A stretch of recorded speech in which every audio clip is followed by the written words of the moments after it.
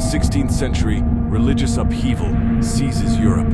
It's Martin Luther, an audacious German monk challenging the Catholic Church's authority, ushering the era of Protestant Reformation. Hammering 95 theses to the doors of Wittenberg's castle church, an act of defiant courage, he critiques the church's dubious practice, sale of indulgences. Little known, but intriguing, Luther never intended to start a new church. He wanted reform, not rebellion. If the Gutenberg printing press didn't disseminate his theses en masse, history might tell a different tale.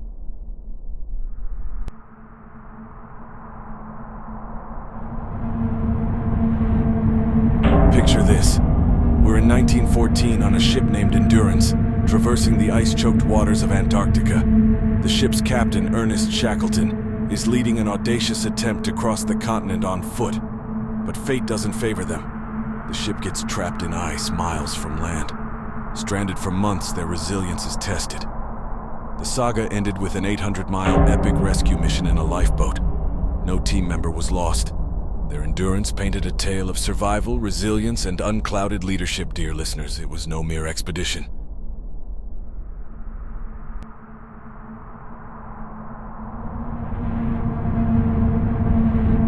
Our story takes us to 323 BC, to the throne of Alexander the Great. Known for his extraordinary military tactics, he was king of Macedonia, pharaoh of Egypt, king of Persia, and lord of Asia, all amassed through tireless campaigns in just 13 years.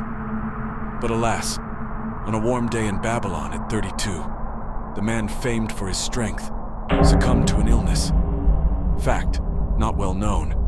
His body remarkably showed no signs of decomposition for 6 days, a phenomenon some attributed to his divinity.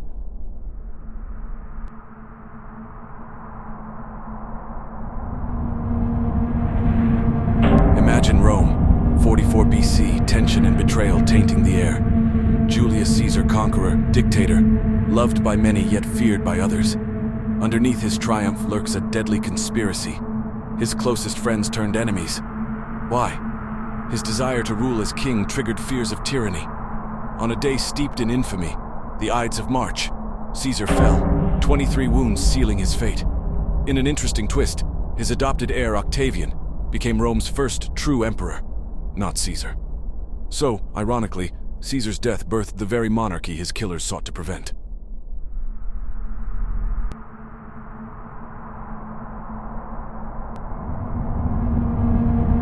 Concealed in the shadows of history, the Roses' Wars ravaged England, 1455 to 1487. Imagine, two powerful dynasties, York and Lancaster, clashing for the throne.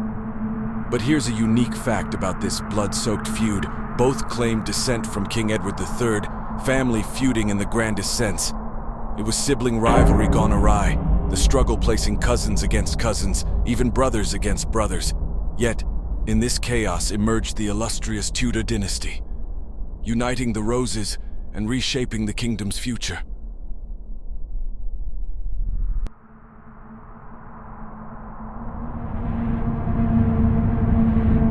There once was an island called Iceland, locked in a bitter, bloody conflict.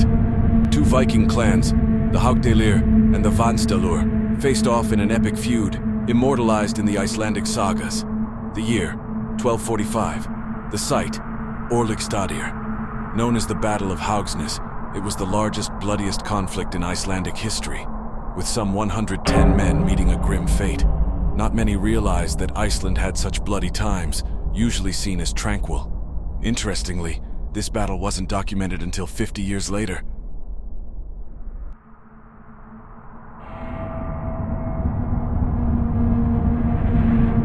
In 1869, the Golden Spike sealed the wedding of the Transcontinental Railroad, uniting the United States like never before. Central Pacific and Union Pacific railroads met at Promontory, Utah, weaving together the East and West. A curious fact unknown to many is that two spikes, one gold, one silver, were driven in, signifying unity and prosperity. Truly a formidable confluence of ambition, ingenuity, and raw vigor. This unassuming railroad revolutionized life, ushering America into a riveting age of rapid expansion and instant communication.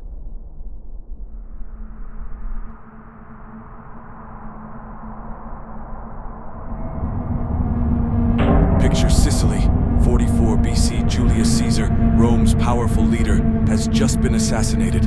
The Republic is in uproar. Exotic Egypt, under Queen Cleopatra, rallies behind Caesar's adopted heir, Octavian. Did you know Cleopatra and Caesar were not just allies, but lovers? A son, Caesarion, bound them. Now, the boy's fate hangs precariously. What a gripping tale of power, passion, and intrigue.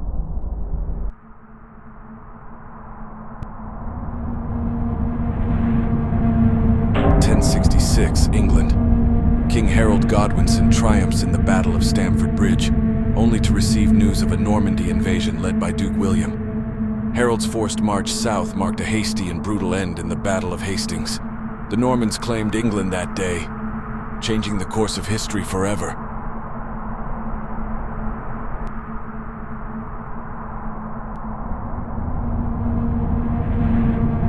Step back in time to 79 AD, the fabled city of Pompeii. A thriving Roman community nestled comfortably at the feet of the majestic Mount Vesuvius. Little did they know the catastrophe that patiently stirred beneath. On August 24th, Vesuvius roared to violent life, burying the city beneath a thick blanket of ash and pumice. Thousands perished, frozen in time. Here's an eerie fact. The ash preserved the scene so perfectly, you can still see bread loaves in the ovens. Today we remember Pompeii, the city frozen in a single tragic moment.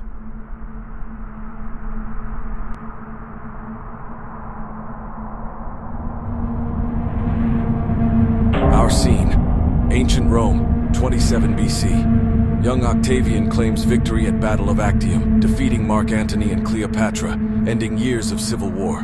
Now behold, Octavian becomes Augustus, the first emperor of Rome, a role he'd preserved 4 decades.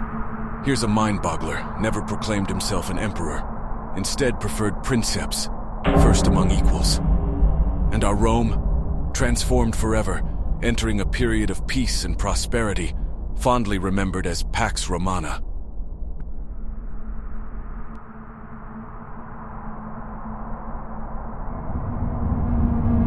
From the fall of the Roman Empire, we spin the globe to the misty, chilly isles of ancient England, 1066 AD.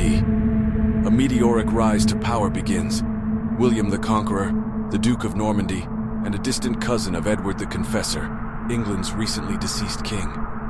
William argues the throne was promised to him, but Harold Godwinson, a powerful earl, disagrees.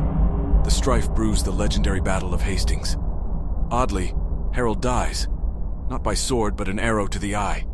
An unfortunate twist in medieval warfare.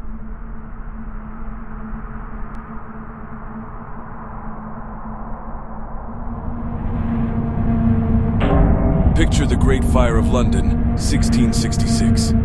A careless baker in Pudding Lane is the unwitting catalyst to a conflagration that razed 80% of the city.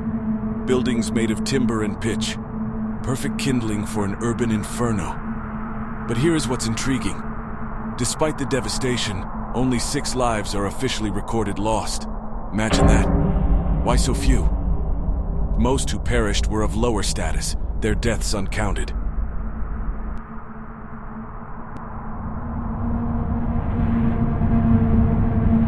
Ladies and gentlemen, immerse yourselves in the late 18th century, where light flickers through the bars of the Bastille, casting spectral shadows on prison's unfortunate residents.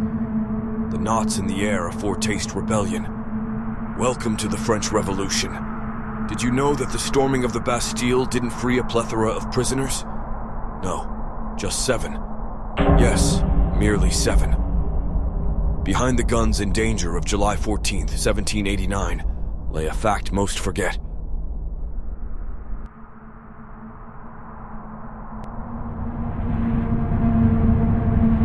Once upon a time, in a small Italian town called Vinci, a genius was born. His name was Leonardo da Vinci. He was not only a spectacular painter, he was a sculptor, architect, scientist, and even a visionary. Most know him for his Mona Lisa and The Last Supper. But how many of you know that his detailed sketches from the 1500s showed concepts of a helicopter, tank, and solar power? Yes, his imagination ventured far into the future, making him a true Renaissance man in every sense.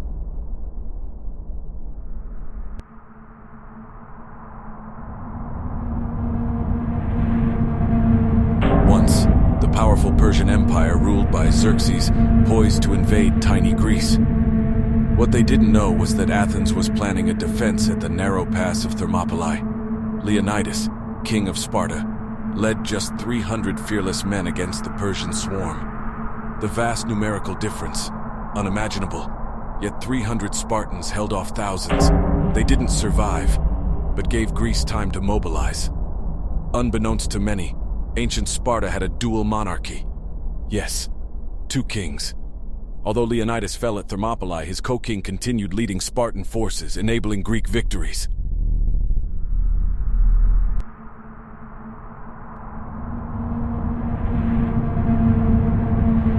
Back in 1000 AD, Leif Erikson, a Norse explorer, ventured far west of Greenland, reaching North America a whopping 500 years before Columbus. Known as Vinland because of the wild grapes found, this was an essential survival supply. Rarely known, Erikson wasn't setting out to discover new lands. He was just trying to reach Greenland but got lost. Every navigation error doesn't always lead to a disaster.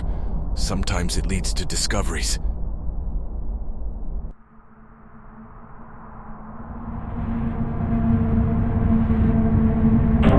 Cold Waters, April 15, 1912. The RMS Titanic strikes an iceberg, marking a tragic moment in maritime history. Strikingly, the iceberg wasn't the sole killer. It was also a fatal chain of human errors that led to the disaster. An unknown fact: the ship received 6 iceberg warnings before the collision. Ignored amidst wireless operators' busy exchange of passenger messages, fate was sealed, causing 1,500 souls to perish. A grim reminder that failure to heed warnings can lead to deadly consequences.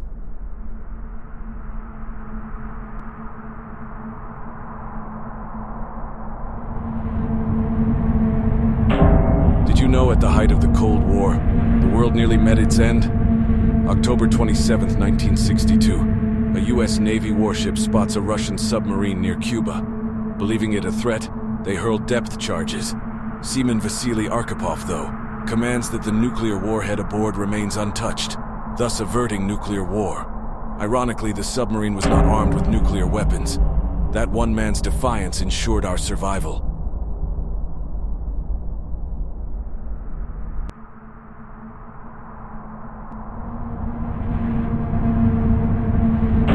The year is 212 BC. We're in the throbbing heart of ancient Greece during Roman siege. Down the cobblestone path, Archimedes, the renowned mathematician and inventor, has a sudden epiphany. He leaps from his bathtub screaming, "Eureka!" unknowingly laying down the principles for density and buoyancy. Little known fact, Archimedes' principle, a bedrock for physics, was written down not by Archimedes, but Vitruvius, a fellow Roman, 200 years later. One man's bath led to a monumental scientific breakthrough.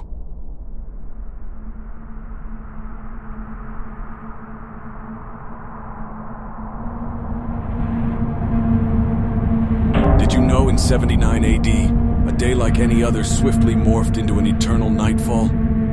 The culprits? Mount Vesuvius and its explosive eruption. In mere 24 hours, the bustling towns of Pompeii and Herculaneum were shrouded in ash, frozen in time. A lesser-known fact, the preserved bodies, iconic to Pompeii, aren't actually corpses but plaster casts, made by pouring plaster into the ash-filled voids left by decomposed bodies. Remember, in the grand theater of history, Earth too plays its dramatis persona.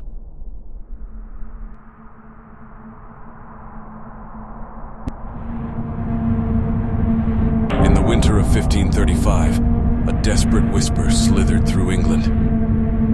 Anne Boleyn was losing favor with King Henry VIII. Power teetered on a knife's edge. Her failure to produce an heir, coupled with wild rumors of witchcraft, created a battlefield within the court. Unbeknownst to many, however, her downfall would change the course of history forever. With Anne's execution, Henry broke ties with the Vatican, birthing the Church of England. Surprisingly, among the many wild tales concocted about Anne, she was even said to have a sixth finger.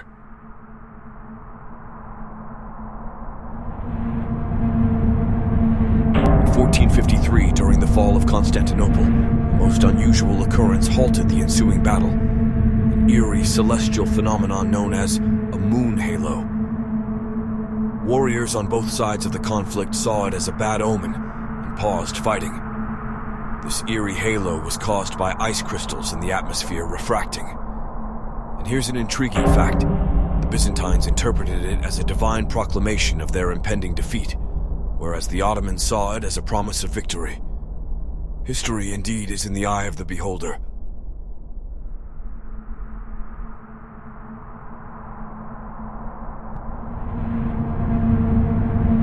Our story begins in 1914, the onset of WW1. Right at the heart of this brutality lies Gavrilo Princip, a Bosnian Serb who altered the course of history.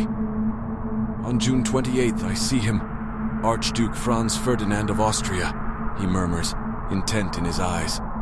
Little did people know, his initial attempt would fail, but destiny laid a different path. Here he comes again. There are no mistakes this time. And with that, the world dove headfirst into a catastrophic war. Unknown fact, Princip was below 20. He was too young to receive the death penalty.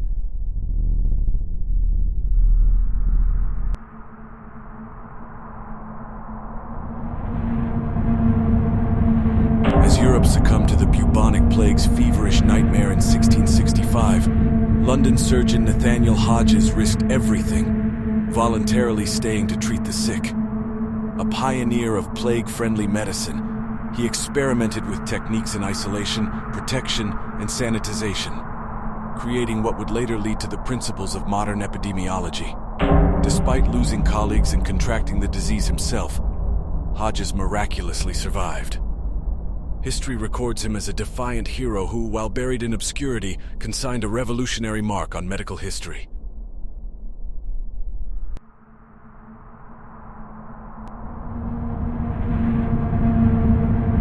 Our tale hails from the French Revolution when the guillotine ruled. Madame Tussaud, an artist, famed for her death masks, took a grim advantage. As heads tumbled, she preserved the likenesses of guillotine's victims, including Louis XVI, in wax. Out of the terror arose the iconic Madame Tussauds, home to countless wax sculptures worldwide. Astonishingly, Tussaud's first exhibition, in 1835, featured the death mask of Robespierre, the infamous architect of the Reign of Terror. Now that's a tale of history manifesting as today's entertainment.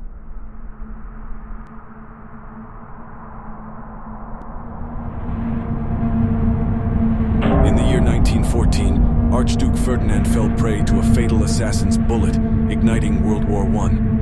But did you know that first attempt on his life failed? On June 28th, he narrowly escaped a bomb thrown at his car. Unfazed, he rescheduled his tour in Sarajevo to visit the injured at the local hospital. Ironically, lost and unsure in the city's labyrinth-like lanes, his car veered into a side street. There, Gavrilo Princip seized opportunity's surprise gift, and history took a tragic turn.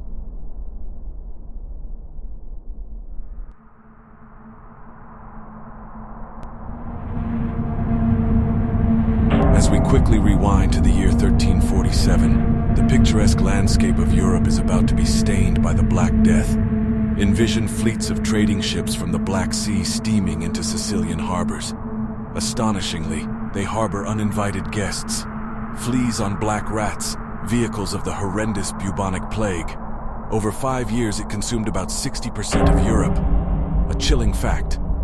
Did you know the term quarantine originated here? Ships were isolated for 40 days, or 40 giorni in Italian, as the desperate measure to contain the disease.